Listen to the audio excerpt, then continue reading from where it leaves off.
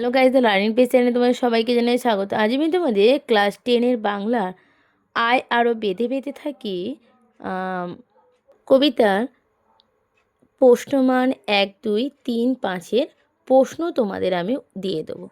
খুব গুরুত্বপূর্ণ তোমরা প্রশ্ন, তোমরা স্কিপ না করে এই প্রশ্নগুলো তোমরা কিন্তু দেখবে।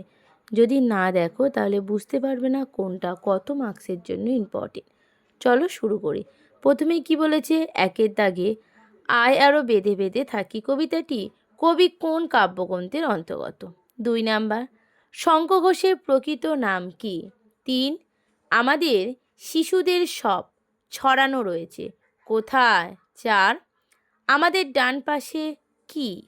5, গিরিখাত রয়েছে কোথায়? 6 দাগের, আমাদের পথ নেই আর পথ শব্দটি কবিতায় কবার ব্যবহার করা হয়েছে? 7 দাগের, আয় আরও বেঁধে বেঁধে থাকি কবিতাটি রচয়িতাকে? 8, আমাদের পথ নেই আর তাহলে আমাদের করণীয় কি? 9 দাগের প্রশ্ন, আমরা ভিখারি থাকি কত মাস? 10, পৃথিবী হয়তো গেছে মরে কবিতার এরূপ আশঙ্কার কারণ কি? 11, পৃথিবী হয়তো গেছে মরে পৃথিবী সম্পর্কে এমন বলার কারণ কি? এগুলো তোমাদের সবই কিন্তু 1 নাম্বারেরই প্রশ্ন। এগুলো তোমরা একের জন্য ভালো করে দেখবে। আর অতি অবশ্যই তোমরা কিন্তু টেক্সটটা পড়বে, কারণ টেক্সটের বাইরে কোনো প্রশ্ন দেবে না। এগুলো তোমাদের কবিতা থেকেই খুঁটিয়ে খুঁটিয়ে প্রশ্ন করা, তাও তোমরা কবিতাটা ভালো করে দেখে যাবে। ছড়ানো রয়েছে কাছে দূরে, যা ছড়ানো রয়েছে কোথায়? 1 দাগের ইম্পর্টেন্ট। 13 দাগের প্রশ্ন, পায়ে পায়ে হিমানির বাঁধ, হিমানি শব্দের আক্ষরিক অর্থ কী? 14 দাগে, আমাদের চোখ মুখ ঢাকা পড়েছে কিসে? 15, আমরা 12 মাস থাকি কিসের মতো? 16, আমরা ফিরেছি দৌড়ে দৌড়ে, এর কারণ কি? অথবা একই প্রশ্ন ঘুরিয়ে দিতে পারে, এমনই ইতিহাস কেমন ইতিহাস ছিল? 17 দাগের প্রশ্ন, কথকের পায়ে পায়ে কিসের বাঁধ? এই 17টা প্রশ্ন তোমাদের কিন্তু একের জন্য তোমরা সবাই তৈরি করে নেবে। এবার চলে আসবো আমরা যে যে প্রশ্নগুলো তোমরা একের জন্য দেখলে, ওটা 1, 2 দুটোই কিন্তু দিতে পারে। তোমাদের ঘুরিয়ে প্রশ্ন দিতে পারে, 1 নাম্বার দিতে পারে, 2 নাম্বারে দিতে পারে। এবার আমরা চলে যাব 3 দাগের প্রশ্ন, আমরা ভিখারি 12 মাস, আমরা বলতে কারা? কেটে কেটে প্রশ্ন দিয়েছে।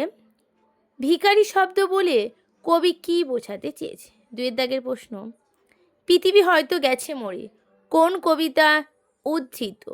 উদ্ধৃতটির অর্থ পরিস্ফুট করো।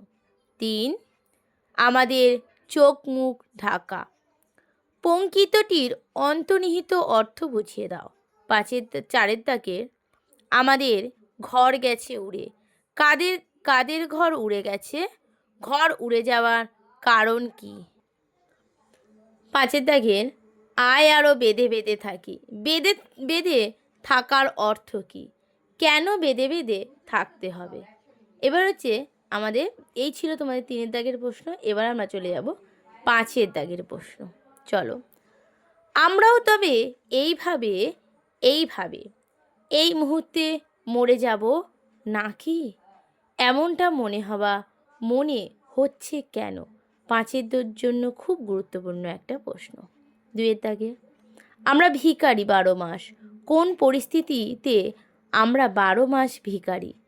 এই অবস্থায় কি দরকার বলে কবি মনে করেন? 3 দাগের প্রশ্ন, আয় আরও বেঁধে বেঁধে থাকি কবিতার বিষয়বস্তু সংক্ষেপে লেখো। 4 দাগের, আমাদের পথ নেই আর আমরা কারা? আমাদের পথ নেই কেন? পথহারা মানুষগুলোর কর্তব্য কি বলে কবি মনে করেছেন? 5 দাগের প্রশ্ন, আমাদের ইতিহাস নেই, কাদের কেন ইতিহাস নেই? উক্তিটির তাৎপর্য আলোচনা কর। এই ছিল তোমাদের আয় আরও বেঁধে বেঁধে থাকি কবিতার প্রশ্ন। 2 নাম্বার, 3 নাম্বার, 1 নাম্বারের প্রশ্ন তোমাদের দিয়ে দিয়েছি। এই প্রশ্নগুলো তোমরা খুব ভালো করে দেখে যাবে। এটা তোমাদের খুব গুরুত্বপূর্ণ একটা প্রশ্ন সাজেশন হিসেবে দিয়ে দিয়েছি।